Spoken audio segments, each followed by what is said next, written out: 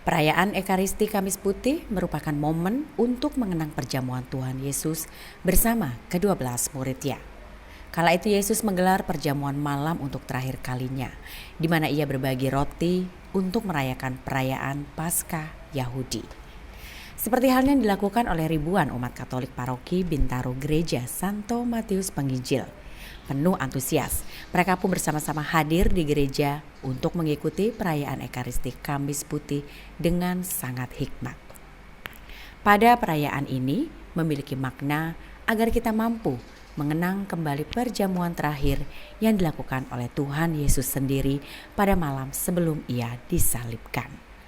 Hal inilah disampaikan oleh Romo Yakobus Triatmoko SX, seorang magister novis dari Serikat Xaverian yang juga yang bertugas memimpin jalannya perayaan pada malam tersebut.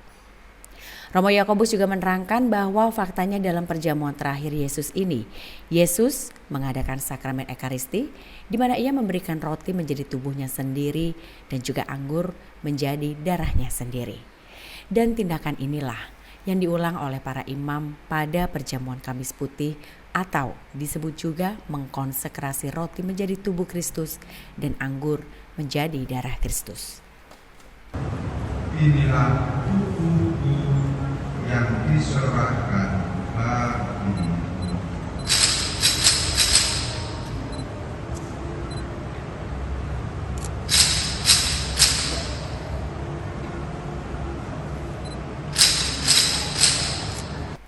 Dalam perayaan Ekaristi Kamis Putih ini diawali dengan Romo Yakobus yang mengajak seluruh umat untuk mengenang kembali apa yang dilakukan oleh Tuhan Yesus, yakni mengadakan perjamuan malam terakhir dengan mengkonsekrasi roti dalam rupa roh hosti menjadi tubuh Kristus dan anggur menjadi darah Kristus. Hal inilah yang menjadi bagian terpenting dalam perayaan Ekaristi Kamis Putih. Dan pada momen ini, seluruh umat juga diharapkan menyadari pemberian terindah dari Tuhan Yesus berupa tubuh dan darahnya sebagai makanan dan juga minuman untuk kita.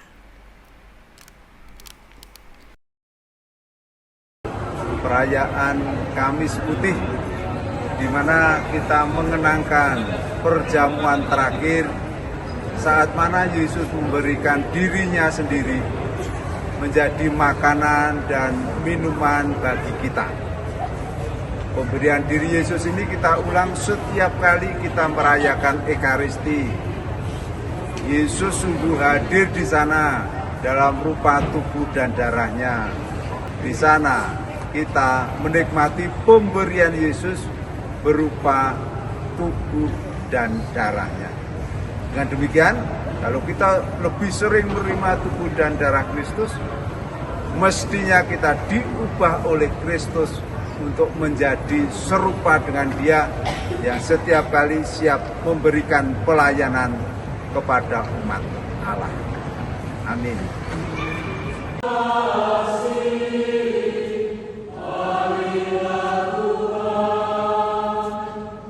Kemudian rangkaian perayaan Ekaristi Kamis Putih akan dikenang juga sebagai momen saat Yesus membasuh atau mencuci kaki para murid-muridnya. Dan pada saat pembasuhan kaki, Romo Yakobus melakukan upacara pembasuhan kaki dengan penuh konsentrasi dan bersungguh-sungguh.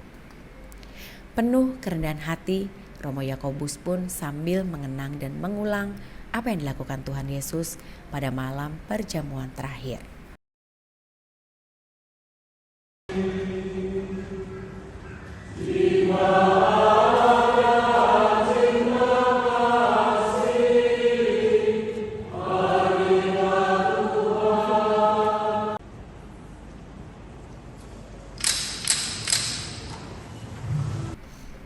Selanjutnya setelah perayaan Ekaristi selesai, dilanjutkan dengan perarakan hosti kudus atau sakramen Maha Kudus menuju ke satu tempat di mana hosti ini ditahtakan sebagai bentuk hormat kita kepada Yesus Kristus yang hadir di tengah kita dalam rupa hosti kudus. Kemudian dengan sangat hati-hati, Romo Yakobus membawa sakramen Maha Kudus berkeliling area gereja, di mana pada titik-titik tertentu umat pun diberi kesempatan untuk menghormati sakramen Maha Kudus dengan berlutut sambil menundukkan kepala, memberi hormat terhadap sakramen Maha Kudus yang dibawa oleh Romo Yakobus.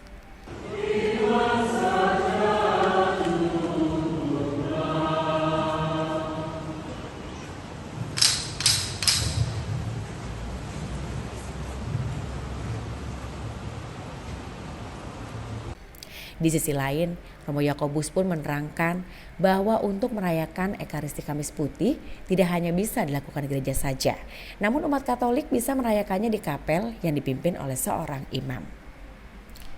Selanjutnya, usai menempatkan sakramen Maha Kudus di satu tempat khusus dengan penuh kesunyian dan dalam diam, perayaan Ekaristi pun segera berakhir.